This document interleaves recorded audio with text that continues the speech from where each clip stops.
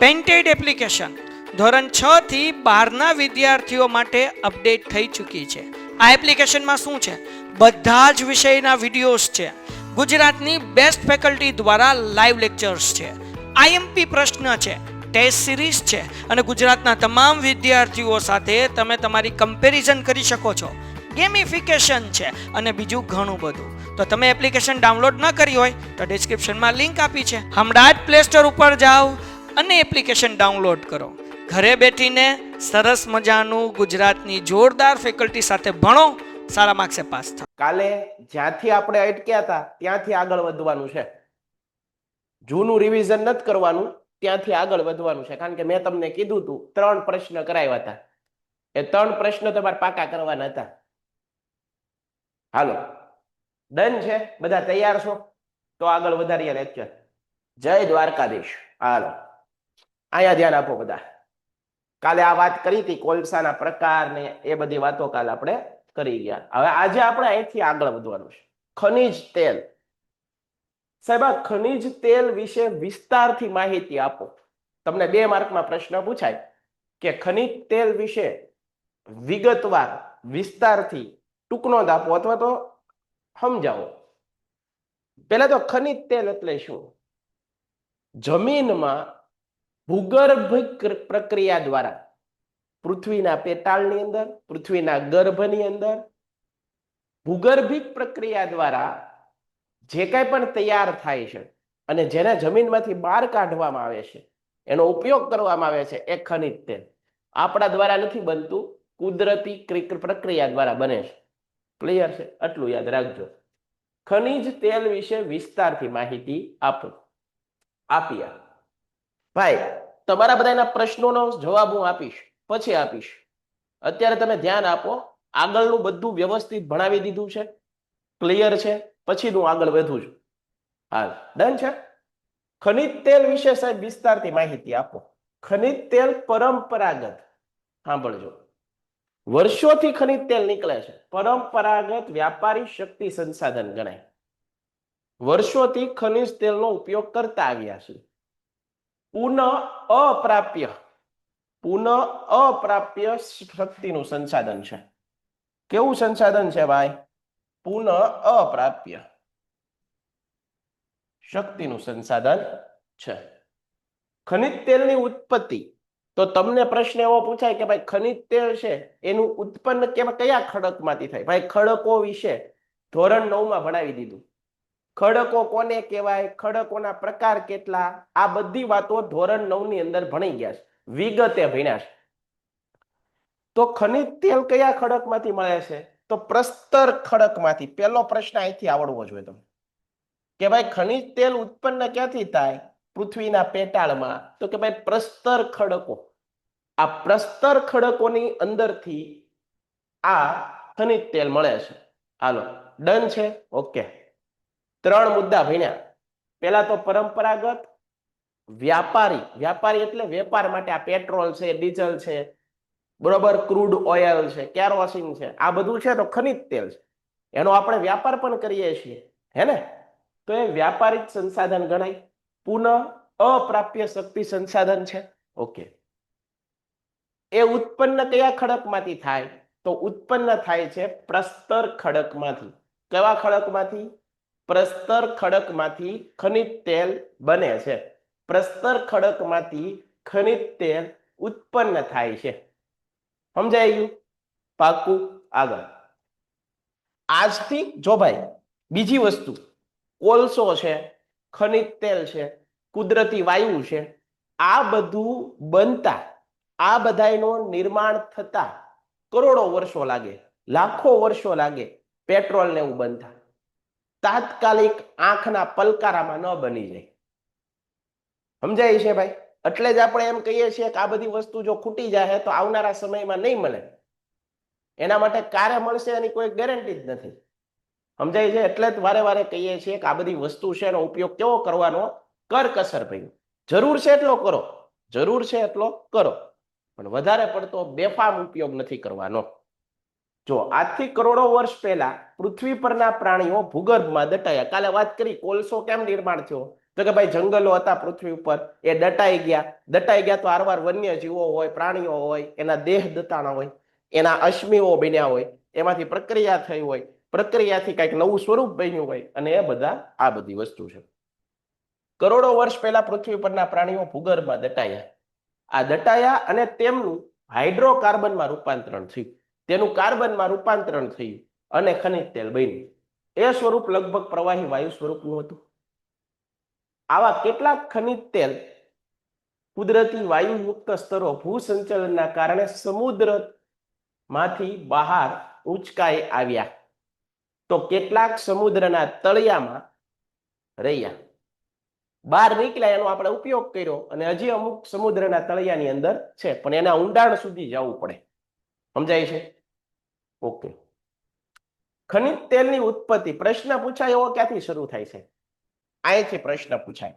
1866 ભારતના અસમમાં, સાંભળજો, 1866 ભારતમાં અસમમાં ખનિજ તેલ શોધવા માટે નો કૂવો ખોદવામાં આવ્યો.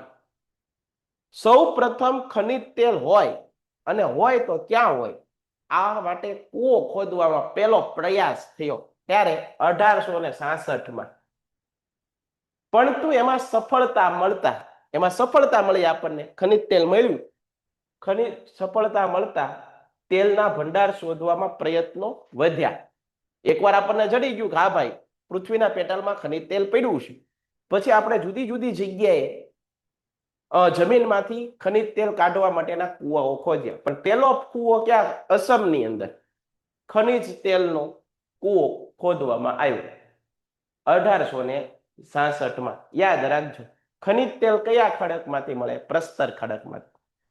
ખનિજ તેલ છે કેવું છે? પરંપરાગત અને વ્યાપારિક સંસાધન છે, પુનઃ અપ્રાપ્ય સંસાધન છે, પ્રસ્તર ખડકમાંથી મળે છે. આ બનતા કરોડો વર્ષોનો સમય લાગે છે, તાત્કાલિક નથી બનતું. ઓકે, આટલી વસ્તુ ક્લિયર થઈ. 1866 ની અંદર આપ યાદ રાખજો, તમે બધા આ વસ્તુ તમારે બધાએ યાદ રાખવાની છે કે ભાઈ 1866 અસમ,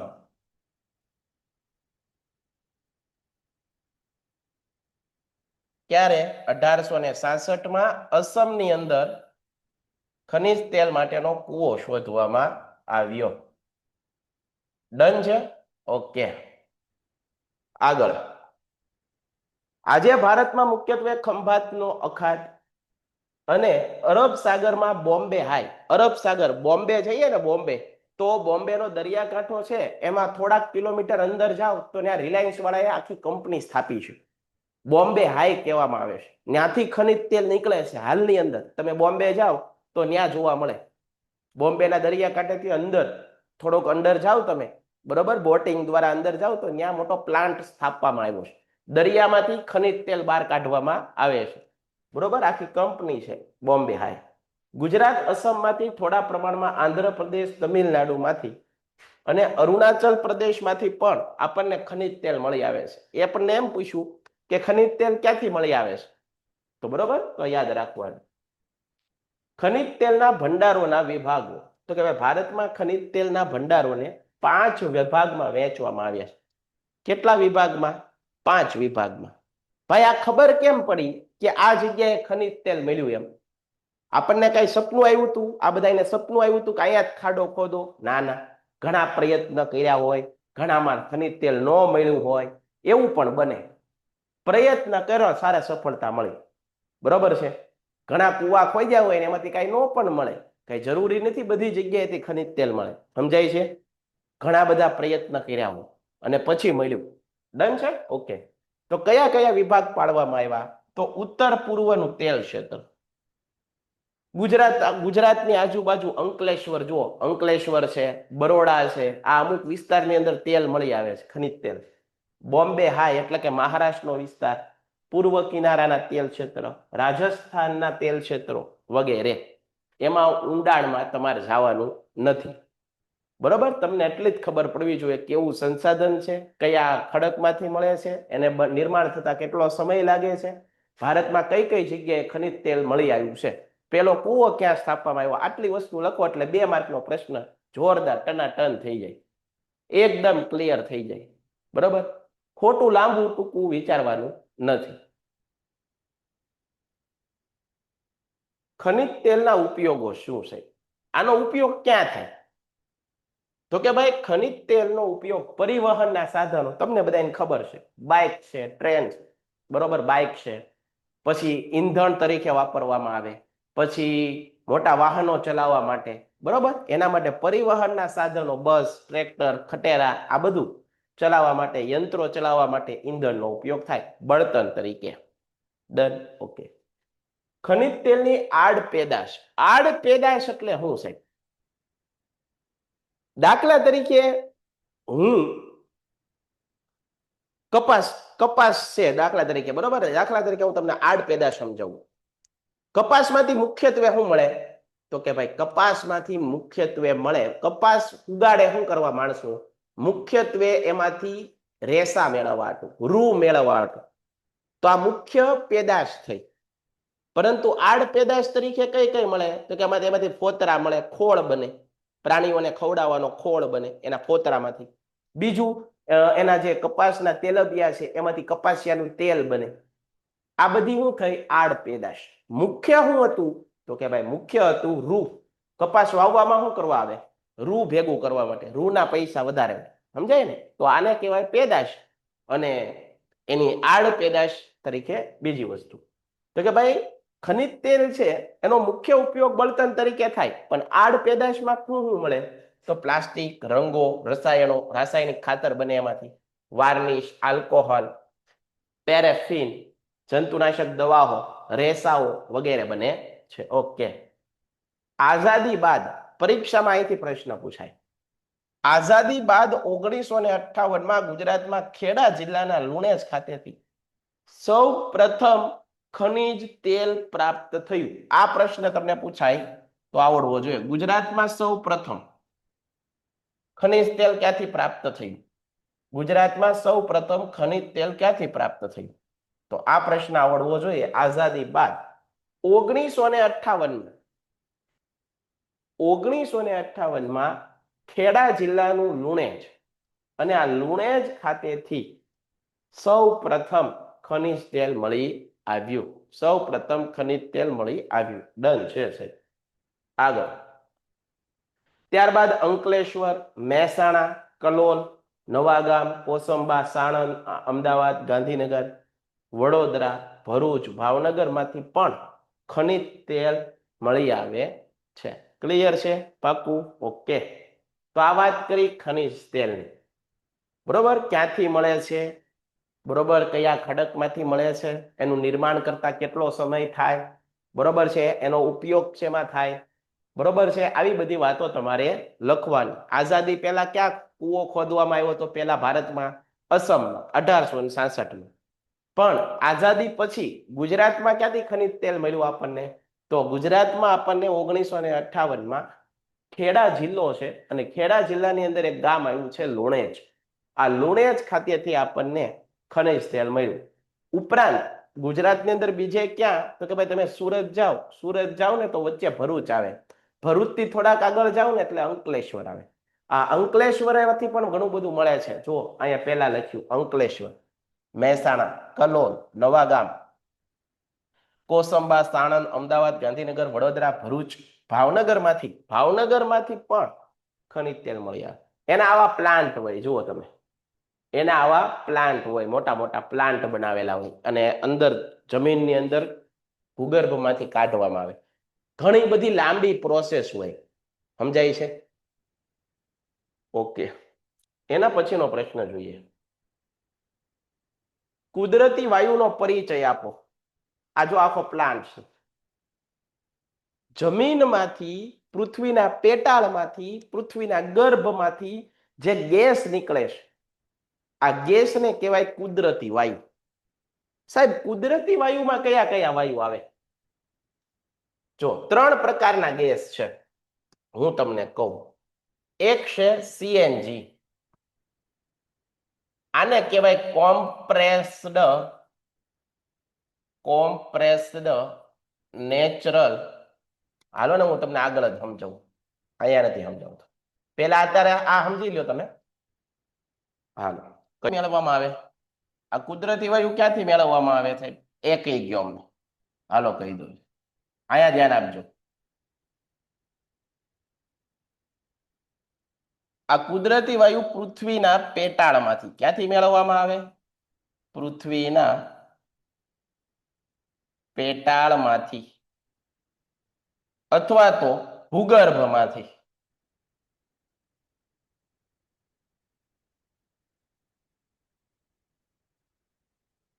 આનું નિર્માણ કઈ રીતે થાય છે? આ પૃથ્વીના પેટાળમાંથી કાઢવામાં આવે તો આનું નિર્માણ કઈ રીતે થાય?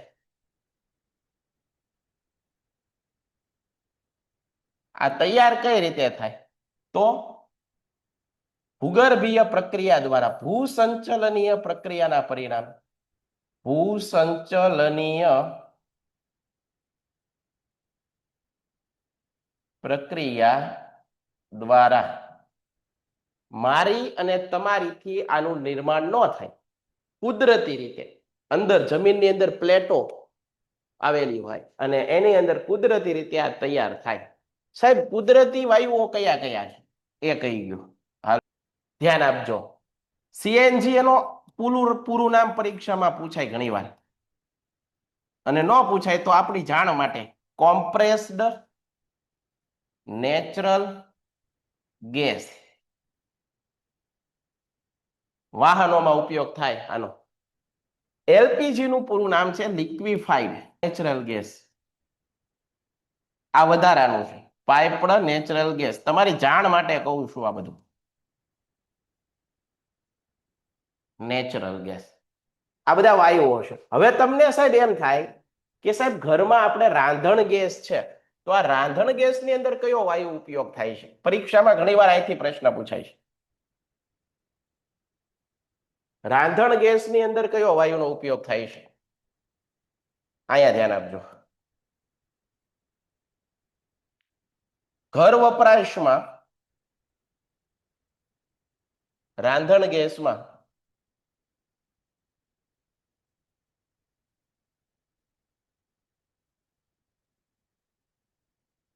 રાંધણ ગેસના સિલિન્ડરમાં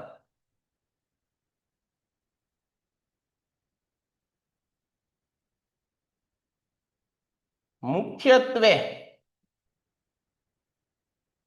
કયા વાયુ ભરવામાં આવે છે? આપણા ઘરે જે સિલિન્ડર હોય ને એમાં કયા વાયુઓ ભરવામાં આવે છે?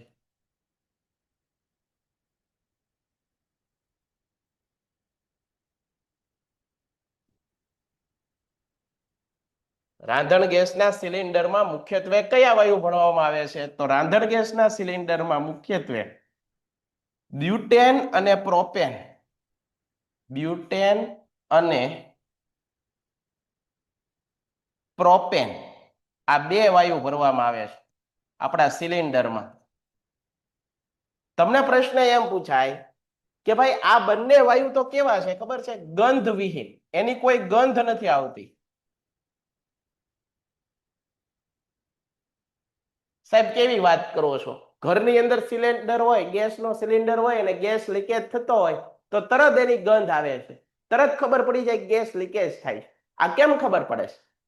તો યાદ રાખજો, રાંધણ ગેસની અંદર એવો કયો વાયુ ભેરવવામાં આવે છે? જો આવું બીજું તમને ભણાવવા માંડ્યું જાણવા માટે. આ પરીક્ષામાં પ્રશ્ન આવા પૂછાતા હોય છે. આગળ જશો ને તો આવા પ્રશ્ન આવશે. રાંધણ ગેસના સિલિન્ડરમાં એવા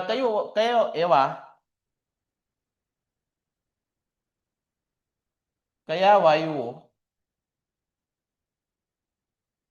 ભરવામાં આવે છે? એવા કયા વાયુ ઉમેરવામાં આવે છે?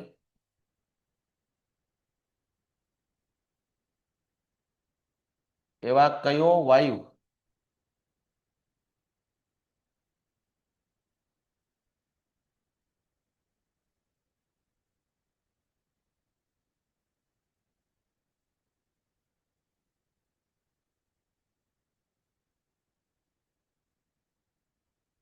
એવો કયો વાયુ ઉમેરવામાં આવે છે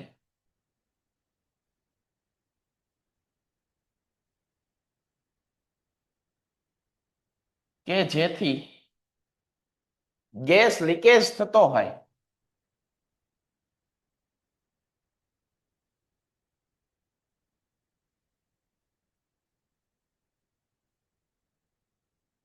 તો તેની જાણ થાય, તો તેની શું થાય? જાણ થાય. કયો વાયુ છે ભાઈ? મરકેપ્ટન. સાંભળજો હો બધું. આ મરકેપ્ટન વાયુ છે એની ગંધ આવે છે તમને. ખરેખર બ્યુટેન અને પ્રોપેન છે એની કોઈ ગંધ જ નથી. જો બ્યુટેન અને પ્રોપેન ખાલી હોય અને ગેસ લીકેજ થતો હોય તો આપણને ખબર જ ન પડે. પણ એમાં એક બીજો વાયુ ઉમેરવામાં આવે છે મરકેપ્ટન. એનાથી ખબર પડે ગેસ લીકેજ થાય છે કે નહીં. બરાબર? તો આ મેં તમને જાણવા માટે ખાલી કીધું છે. આ તમારે આવડવું જોઈએ. હવે એક ભાઈને પ્રશ્ન ક્યારનો છે એ આપણે પહેલા પૂછી દઈએ. ખનિજ તેલનું શુદ્ધિકરણ હશે તો આમાં આગળ આવશે. બરોબર છે? હવે ખનિજ તેલનું શુદ્ધિકરણમાં શું યાદ રાખવાનું? સાંભળો તમે. ખનિજ પૃથ્વીના પેટાળમાંથી મેળવવામાં આવે. આ પૃથ્વીના પેટાળમાંથી ખનિજ મેળવવામાં આવે એ આપણે સીધા ઉપયોગમાં લઈએ કે એવું હોય તો તમે શું કહેશો? સાહેબ સીધા ઉપયોગમાં લઈ શકીએ એવું ન હોય. કેમ ન હોય? કારણ કે એની અંદર ઘણી બધી અશુદ્ધિઓ ભળેલી હોય. તો એને શું કરવું પડે? ફિલ્ટર કરવું પડે. એને શું કરવું પડે? પ્યોરિફિકેશન કરવું પડે. એને શું કરવું પડે? શુદ્ધિકરણ કરવું પડે. આ માટે શું કરવાનું? તો કે ભાઈ જમીનમાંથી જે પાઇપલાઇન થી મેળવ્યું એ પાઇપલાઇન માંથી લઈ અને એને પ્લાન્ટ સુધી પોગાડવું પડે. આ પ્લાન્ટ સુધી પોગાડીએ અને ત્યાં એના ઉપર રાસાયણિક પ્રક્રિયા કરવામાં આવે. અને રાસાયણિક પ્રક્રિયા થઈ અને જે પ્યોર, જે શુદ્ધ મળે છે એને કહેવાય છે પેન્ટેડ એપ્લિકેશન. ધોરણ 6 થી 12ના વિદ્યાર્થીઓ માટે અપડેટ થઈ ચૂકી છે. આ એપ્લિકેશનમાં શું છે? બધા જ વિષયના વિડીયોઝ છે. ગુજરાતની બેસ્ટ ફેકલ્ટી દ્વારા લાઈવ લેક્ચર્સ છે. આઈએમપી પ્રશ્ન છે, ટેસ્ટ સિરીઝ છે અને ગુજરાતના તમામ વિદ્યાર્થીઓ સાથે તમે તમારી કમ્પેરિઝન કરી શકો છો. ગેમિફિકેશન છે અને બીજું ઘણું બધું. તો તમે એપ્લિકેશન ડાઉનલોડ ન કરી હોય તો ડિસ્ક્રિપ્શનમાં લિંક આપી છે. હમણાં જ પ્લે સ્ટોર ઉપર જાઓ અને એપ્લિકેશન ડાઉનલોડ કરો. ઘરે બેઠીને સરસ મજાનું ગુજરાતની જોરદાર ફેકલ્ટી સાથે ભણો, સારા માર્ક્સે પાસ થાઓ. ખનિજ તેલનું શુદ્ધિકરણ. ડન છે? ઓકે, હાલ આગળ. આ પેલા તમે સમજી લો કુદરતી વાયુ. પૃથ્વીના પેટાળના ભૂગર્ભમાંથી કુદરતી વાયુ મળે છે. એનું નિર્માણ ભૂસંચલનીય પ્રક્રિયા દ્વારા થાય છે. કુદરતી વાયુઓમાં મુખ્યત્વે સીએનજી, એલપીજી, આ મેં તમને સમજાવ્યું ખાલી. બરોબર? જાણ માટે. હવે મેં તમને એમ કીધું રાંધણ ગેસની અંદર જે વાયુ ઉપયોગમાં આવે છે એ કયો હોય છે? બ્યુટેન અને પ્રોપેન. પણ આ કેવા છે? ગંધવિહીન વાયુ. તો સાહેબ લીકેજ થતું હોય તો ખબર તો પડે છે. ગંધ હોય તો ગંધ જ નથી તો ક્યાંથી ખબર? પણ એમાં ત્રીજો એક વાયુ ઉમેરવામાં આવે તો કેવાનું? મરકેપ્ટન. આગળ. તો આ વાત જુઓ. કુદરતી વાયુ ખનિજ તેલમાંથી કુદરતી રીતે છૂટો પડે. જ્યારે ખનિજ તેલ જમીનમાંથી બહાર કાઢવામાં આવે ત્યારે એની સાથે ગેસ નીકળે. આ ગેસને કહેવાય કુદરતી વાયુ. કેટલાને સમજાણું? પેટ્રોલિયમ, ડીઝલ, ક્રૂડ, કેરોસીન, આવું બધું બહાર નીકળે ને, જમીનમાંથી બહાર કાઢવામાં આવે પાઇપલાઇનથી, ત્યારે એની અંદર ગેસ હોય. એની આરે ગેસ ભળેલો હોય. આ ગેસને છૂટો પાડવાનો અને એ ગેસને કહેવાય કુદરતી વાયુ. સમજાય છે? સમજાય છે? ઓકે. તે સૌથી સસ્તી, વાપરવામાં સરળ અને પ્રદૂષણ રહિત ઉર્જા શક્તિ પૂરી પાડે. તેનો ઉપયોગ ઘરગથ્થુ બળતણ તરીકે, ગેસનો ઉપયોગ શું કરીએ આપણે? બળતણ તરીકે ઉપયોગ કરીએ છીએ. પ્રદૂષણ રહિત ઉર્જા શક્તિ પૂરી પાડે. એનાથી પ્રદૂષણ વાતાવરણને ઓછું ફેલાય. ફેલાતું હશે તોય ઓછું ફેલાય.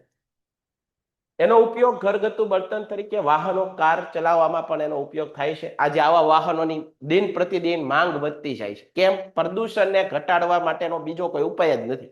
આ કુદરતી વાયુનો ઉપયોગ કરવો પડશે. હવે ઇલેક્ટ્રિક વાહનો આવવા માંડ્યા છે. ઠંડા પ્રદેશોમાં ગરમી મેળવવા માટે તેમજ પેટ્રોકેમિકલ્સ અને રાસાયણિક ખાતર બનાવવા માટે થાય. ભારતમાં કુદરતી વાયુના ભંડારો ખંભાત બેસિન, કાવેરી બેસિન. હવે ભાઈ બેસિન એટલે હું અત્યારે કોઈ ન પૂછતા. કારણ કે 9મા ધોરણની અંદર મેં કીધું હતું કે નદી જે જગ્યાએથી પસાર થાય, દાખલા તરીકે આ નદી છે, આ નદી અહીંથી આમાં પસાર થાય, આ નદી પસાર થઈ તેની આજુબાજુનો વિસ્તાર છે એને નદીનું બેસિન કહેવાય. આમાં કાંઈ નવું નથી. આ જો આજુબાજુનો વિસ્તાર, નદીનું પાણી જાતું હોય એની આજુબાજુનો વિસ્તાર એને શું કહેવાય? બેસિન. હાલ ડન છે. હવે આવું ભૂલાવવું જોઈએ એની આ 9મા ધોરણમાં આવતું. નદીનું બેસિન કોને કહેવાય? હાલ બરાબર. તો ખાસ કરીને ક્યાં જોવા મળે છે? ખંભાતના દરિયાકાંઠે, બરોબર છે. કુદરતી વાયુનો ભંડાર ખંભાત અને કાવેરી નદી છે એની આજુબાજુના વિસ્તારમાં જોવા મળે. ગુજરાતમાં અંકલેશ્વર, ભરૂચ પાસે અંકલેશ્વર છે, ત્યાંથી ખનિજ તેલ મળે છે અને કુદરતી વાયુ મળે છે. પાક્કું? હાલ કુદરતી વાયુનો સૌથી મોટો ભંડાર ક્યાં છે ગુજરાતમાં? અંકલેશ્વર. ક્લિયર થાય છે? ઓકે. હાલો હવે સમજીએ બિન પરંપરાગત ઉર્જા શક્તિનો ઉપયોગ શા માટે વધ્યો છે. પ્રશ્ન પૂછાય એવો છે. આજના સમયની અંદર બિન પરંપરાગત, મેં સમજાવ્યું હતું, બિન પરંપરાગતનો મતલબ એ જે પરંપરામાં ઉપયોગ થતો નહીં, જે જૂના સમયમાં આપણા બાપ દાદાઓ આનો ઉપયોગ નહોતા કરતા. શું કરવા? ત્યારે જરૂરિયાત નહોતી. શા માટે જરૂરિયાત નહોતી? કારણ કે વસ્તી ઓછી હતી. વસ્તી કેવી હતી? ઓછી. અને એની જરૂરિયાતો પૂરી થઈ જતી હતી. આજે પૃથ્વી ઉપર વસ્તી વધતી ગઈ, જરૂરિયાત ઘટતી ગઈ અને પરિણામે જરૂરિયાત છે વધી. આ બધી વસ્તુનો જરૂરિયાત કેવી થઈ? વધી. એના કારણે આપણે ઓપ્શન ગોતવા પડ્યા. ખાલી પેટ્રોલથી નથી હાલે, ખાલી કેરોસીનથી નથી હાલે એમ, ખાલી ડીઝલથી નથી હાલે એમ. તો એના બીજી ઉર્જા ઉત્પન્ન કરવી પડે. તો પવનમાંથી ઉર્જા મળે, બરોબર છે, જળમાંથી ઉર્જા મળે, ભૂતાપીય ઉર્જા મળે, સૂર્યમાંથી ઉર્જા મળે. એવા સાધનો બનાવીએ કે આ બધામાંથી પણ આપણે ઉર્જા મેળવી શકીએ. તો આ બધા સાધનો કેવા? બિન પરંપરાગત. જૂના સમયમાં કોઈ ઉપયોગ કરતા નહીં. સમજાઈ ગયું? ઓકે. જો ભાઈ હાવ દેશી ભાષામાં, કાઠિયાવાડીમાં, શુદ્ધ ગુજરાતીમાં કહું છું, આપણા બાપ દાદા આવી ઉર્જાનો ઉપયોગ નહોતા કરતા. આપણે કરવો પડશે. કેમ? જરૂરિયાત છે. કારણ કે આપણી આગળ ખનિજનો ભંડાર મર્યાદિત છે. એ સમયે વસ્તી ઓછી હતી એટલે બધાની જરૂરિયાત પૂરી થઈ જતી હતી. અત્યારે નથી થતી. હાલમાં વિશ્વની ઉર્જાના મોટા ભાગની જરૂરિયાત, આ હું લખું છું, આ પ્રશ્ન પૂછાય એવો હશે ભાઈ, પૂછાય એવો પ્રશ્ન. આજે બિન પરંપરાગત ઉર્જા શક્તિનો ઉપયોગ વધ્યો છે. શું કરવા? તો જોઈએ. હાલમાં વિશ્વની ઉર્જાના મોટા ભાગની જરૂરિયાત, આપણી મોટા ભાગની જરૂરિયાત કોલસો, ખનિજ તેલ, કુદરતી તેલ, લાકડું જેવા પરંપરાગત ઉર્જા સ્ત્રોતમાંથી સંતોષાતી અત્યાર સુધી. પણ હવે તો એ પણ જોવા મળતું નથી. જંગલો કપાવા માંડ્યા, લાકડાની સમસ્યા. આ ઉર્જા સ્ત્રોતનો જથ્થો કેવો છે? મર્યાદિત. એ ભાઈ જથ્થો કેવો છે? મર્યાદિત. જથ્થો કેવો છે? મર્યાદિત. વળી તે પુનઃ અપ્રાપ્ય શક્તિ સંસાધનો છે. પરંપરાગત ઉર્જા સ્ત્રોતના જથ્થાઓ ઝડપથી ઘટી રહ્યા છે. તેના પરિણામે વિદ્યુત ઉત્પાદન પણ કાળક્રમે ઘટતું જાય. કારણ કે બધાને વીજળીની જરૂર પડે. જંગલો પણ ઘટી ગયા એટલે લાકડું ને ઔષધિઓ મળે નહીં આપણને. એટલે બળતણ માટે લાકડું મળવું પણ કેવું થઈ ગયું? મુશ્કેલ. હવે જંગલો જ નથી, લાકડું ક્યાંથી મળે? સમજાય છે ને? તો એના માટે આપણે ઓપ્શન તરીકે આ સંજોગોમાં નજીકના એટલે અત્યારના ભવિષ્યમાં ઉર્જાના બિન પરંપરાગત સ્ત્રોતોનો ઉપયોગ વધુ અનિવાર્ય છે. તે પુનઃ પ્રાપ્ય ઉર્જાના સંસાધનો એટલે સૂર્ય છે એ ઉર્જા આપવાની ક્યારેય બંધ નહીં કરે. પાણીમાંથી ઉર્જા, જો તમે ટર્બાઇન મૂકો, ઉપરથી પાણી પાડો અને ટર્બાઇન ફરે તો એમાંથી ઉર્જા ઉત્પન્ન થવાનું બંધ નહીં થાય. જમીનમાંથી પ્રચંડ ગરમી મળે છે, એમાંથી જે ગેસ બને છે એમાંથી પણ ઉર્જા મળે. તો આ ઉર્જા બંધ નહીં થાય. પરંપરાગત, આ જે બિન પરંપરાગત ઉર્જા છે એ મર્યાદિત છે. કેવી છે? અમર્યાદિત.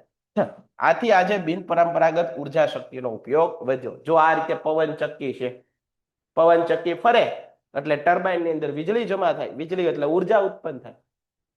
આ રીતે સોલાર પેનલ આવી ગયા, સોલાર કુકર આવી ગયા, સોલાર સેલ આવી ગયા, બધી સોલાર થી ચાલતા યંત્રો ચાલવા માંડ્યા. બરોબર છે? આના કારણે વાતાવરણને પ્રદૂષણ નહીં થાય. બીજું કે આપણી આગળ જે ઓલો ખૂટી જાય એવો સંસાધનનો સ્ત્રોત છે, એનો બહુ ઓછો ઉપયોગ થશે, એટલે રહેશે આવનારી પેઢી સુધી એમ. હાલો એના પછી મેં તમને આખું આ સમજાવ્યું, એલપીજી કોને કહેવાય ને આ બધું થોડું ઘણું ચર્ચા કરી. આગળ સૌર ઉર્જા વિશે ટૂંક નોંધ આપો. સૌર ઉર્જા સાહેબ, સૂર્યમાંથી જે ઉર્જા મળે, સૂર્યમાંથી જે ઉર્જા મળે છે ને સૌર ઉર્જા કહેવાય. આપણે ઘણી વાર કહેતા હોઈએ કે ભાઈ સવારનો જે તડકો છે એમાંથી વિટામિન ડી મળે છે, ઉર્જા મળે છે, આપણને શક્તિ મળે, બરોબર છે. સૂર્ય છે ને ખરેખર શક્તિનો દેવ છે. તમારે જો શક્તિ શરીરની અંદર સંગ્રહિત કરવી હોય તો સવારમાં વહેલા ઉઠીને સૂર્ય નમસ્કાર કરવાનો, સૂર્ય ભગવાનને અર્ધ્ય ચડાવવું જોઈએ, પાણી ચડાવવું જોઈએ, બરોબર છે. એનાથી શક્તિ મળે. એક માનસિક જે છે ને આમ મગજ છે એને એક એનર્જી મળે છે, બરોબર છે, કુદરતી એનર્જી. સૂર્ય પૃથ્વી પરની ઉર્જાનો શું છે મુખ્ય સ્ત્રોત? પરીક્ષામાં પ્રશ્ન પૂછાય. પૃથ્વી પરની ઉર્જાનો મુખ્ય સ્ત્રોત છે. ઉર્જાનો મુખ્ય સ્ત્રોત કયો? સૂર્ય. ડન છે. સૂર્ય વર્ષના મોટા ભાગના દિવસો દરમિયાન પ્રકાશિત હોય. એવું ક્યારે સાંભળ્યું તમે? કુદરતના દરેક તત્વ જોઈ લો છે, એમાં શિસ્તતા છે. સૂર્ય ક્યારેય ઉગવાનું બંધ કર્યું? ક્યારે એમ થયું કે ભાઈ આજે રવિવારનો દિવસ છે, આજે થોડોક 9 વાગે ઉગું? એ કોઈ દી એનો ટાઈમ ચૂક્યો નથી. સૂર્ય, પ્રકૃતિ આપણને ટાઈમમાં રહેતા શીખવાડે, નિયમિત રહેતા શીખવાડે. નદીઓ છે એ પોતાનો પ્રવાહ વહેતો જ હોય. જુઓ, નદીનો પ્રવાહ ક્યારેય સ્થિર ન હોય. પવને ક્યારેય તે પવન વાવાનું બંધ નથી કર્યું, બરોબર છે. વૃક્ષો તમને ફળ આપે, વૃક્ષો તમને છાંયડો આપે, વૃક્ષોમાંથી કેટલું બધું મળે છે. પ્રકૃતિના દરેક તત્વ આપવામાં માને છે. કુદરતી જે કાંઈ પણ તત્વ છે ને એ તમને આપવામાં માને છે. જ્યારે આપણે માણસ છીએ બધું ભોગવીએ છીએ, આપીએ શું? આમ ગણો ને તો માણસ તરીકે આપણો જન્મ થયો તો આપણી આગળ એક એ ઉદ્દેશ હોવો જોઈએ, આપણી ડાયરીની અંદર એક ઉદ્દેશ હોવો જોઈએ કે જ્યારે મને માણસ તરીકે જન્મ મળ્યો છે, આ જન્મ મને મળ્યો છે, ભગવાને આપ્યો છે મને જન્મ માણસ તરીકે, તો હું આ સમાજને શું આપી શકું, હું આ સમાજને શું આપીને જઈ શકું? એ પણ એક ઉદ્દેશ હોવો જોઈએ દરેક માણસનો. કારણ કે સૌથી વધારે બુદ્ધિ, સૌથી વધારે સામર્થ્ય, સૌથી વધારે શક્તિ પૃથ્વી પરના જીવોની અંદર સૌથી વધારે આપી હોય તો કોને આપી છે? માણસને. આજે વિશ્વની જે કાંઈ પણ મોટી મોટી શોધ છે કોણે કરી? માણસે કરી. અને હજી પણ નવી નવી શોધો થાય છે. કોણ કરે છે? માણસ કરે. અપાર શક્તિ છે. હજારો કોમ્પ્યુટરનું મગજ જેટલું મગજ માણસના મગજની અંદર છે. આ કોમ્પ્યુટર કોણે બનાવ્યું? માણસે બનાવ્યું. વિચાર કરો, જે કોમ્પ્યુટર આટલું સ્પીડથી, આટલું ઝડપથી, આટલું સચોટ પૂર્વક કામ કરી શકે, તો એ બનાવનાર માણસ ધારે તો શું કરી શકે? આટલું સમજો ખાલી, બરાબર. એક કોમ્પ્યુટર સેકન્ડના 10મા ભાગમાં કેટલું કામ સ્પીડથી કરતું હોય, તો વિચાર કરો એને બનાવનાર કોણ? માણસ. તો માણસ શું ન કરી શકે? માણસ બધું કરી શકે. પણ એની આગળ દિશા હોવી જોઈએ, એની આગળ ડિરેક્શન હોવી જોઈએ. કામ બે રીતે થાય, સારું કામ પણ થાય અને ખરાબ કામ પણ થાય. સાચી દિશા હોય તો માણસ ધારે તે કરી શકે. નવી નવી આ સંસારની અંદર જુઓ, બલ્બની શોધ કરી, આજે ભાઈ નથી, બરોબર છે, આજે બલ્બની શોધ કરનાર નથી, છતાં આખી દુનિયા ઓળખે છે. આજે રાઇટ્સ બ્રધર્સ નથી દુનિયાની અંદર, જેણે એરોપ્લેનની શોધ કરી, છતાં દુનિયાના મોઢે મોઢે નામ છે. આજ સાપેક્ષવાદનો સિદ્ધાંત ધરાવનાર આઈન્સ્ટાઈન નથી આપણી વચ્ચે, છતાં એને લોકો યાદ કરે છે. કેમ? સમાજને આપીને ગયા. જો કંઈક તમે સમાજને આપશો તો સમાજ યાદ કરશે. સમજાય છે ને? ડન છે. તો સૂર્ય છે એ શક્તિનો સ્ત્રોત છે. સૂર્ય વર્ષના મોટા ભાગમાં દિવસો દરમિયાન પ્રકાશિત રહે. જ્યારે ભેજનું વાતાવરણ હોય, વરસાદની સ્થિતિ હોય, વાદળો આડા આવી ગયા હોય, ત્યારે સૂર્ય ઉગવાનું બંધ નથી કરતો, ઢકાઈ જાય છે. સૌર ઉર્જાને કારણે પૃથ્વીનું જીવાવરણ જીવંત છે. સૂર્ય ન હોય તો પૃથ્વી પર આ જીવન શક્ય જ નથી. તે વધુમાં વધુ વિશ્વસનીય પર્યાવરણને શુદ્ધ કરનારી શક્તિ છે. સૌર ઉર્જા ટેકનોલોજી વડે ભારતના વિવિધ ઉપકરણો બનાવવામાં આવ્યા છે. સૌર ઉર્જાનો ઉપયોગ કરવાની દિશામાં પ્રયોગ કરવા દેશમાં રાષ્ટ્રીય અને રાજ્ય કક્ષાએ નવી નવી સંસ્થાઓ સ્થાપવામાં આવી કે ભાઈ તમે બધા નવા વિદ્યાર્થીઓને કહેવામાં આવ્યું કે તમે સૂર્યમાંથી કંઈક નવા ઉપકરણો તૈયાર કરો જેનો ઉપયોગ કરી સૂર્યની શક્તિનો ઉપયોગ કરી અને આપણે નવા યંત્રો ચલાવી શકાય. સૂર્ય ઉર્જાનો ઉપયોગ રસોઈ કરવા સોલાર કુકરની અંદર થયો. આ વસ્તુ બનાવવામાં આવી. પાણી ગરમ કરવા સોલાર હીટર નાખે છે ઉપર, તમને ખબર છે. રેફ્રિજરેટર ચલાવવા, રસ્તાની દીવાબત્તી સોલાર સેલ દ્વારા ચાલે. ગુજરાતમાં સૌથી વધુ સૌર ઉર્જા મેળવતું રાજ્ય, સાંભળજો, ભારતમાં સૌથી વધુ સૌર ઉર્જા મેળવતું રાજ્ય કયું? ગુજરાત. આ ગૌરવ લેવા જેવી વાત છે. આ ગૌરવ લેવા જેવી વાત છે. ભારતમાં ગુજરાત છે એ સૌથી વધુ સૌર ઉર્જા, સૂર્ય ઉર્જાનો ઉપયોગ કરી અને એમાંથી ઉર્જા મેળવતું રાજ્ય ગુજરાત. એનર્જી વિકાસ એજન્સી ગેડા વડોદરા પાસે છાણી ખાતે 10 ટનની ક્ષમતા વાળું સોલાર શીતગાર, આવું મોટું સોલાર નાખવામાં આવેલું છે. એમાંથી ઉર્જા મળે છે અને આખું વડોદરાને પ્રોવાઈડ. ગુજરાતમાં વીજળી વિનાના ગામોમાં દીવાબત્તી, સ્ટ્રીટ લાઇટ, ખેતરોમાં સિંચાઈ, ટીવી, સોલાર સેલ, આ બધું ચલાવવામાં આવે. ગુજરાતમાં ભુજ પાસે માધોપુરના દરિયાકાંઠે ખારા પાણીને મીઠું પાણી બનાવનાર, ડિસ્ટિલેશન કરવા પેન્ટેડ એપ્લિકેશન ધોરણ 6 થી 12ના વિદ્યાર્થીઓ માટે અપડેટ થઈ ચૂકી છે. આ એપ્લિકેશનમાં શું છે? બધા જ વિષયના વિડીયોઝ છે. ગુજરાતની બેસ્ટ ફેકલ્ટી દ્વારા લાઈવ લેક્ચર્સ છે. આઈએમપી પ્રશ્ન છે, ટેસ્ટ સિરીઝ છે અને ગુજરાતના તમામ વિદ્યાર્થીઓ સાથે તમે તમારી કમ્પેરિઝન કરી શકો છો.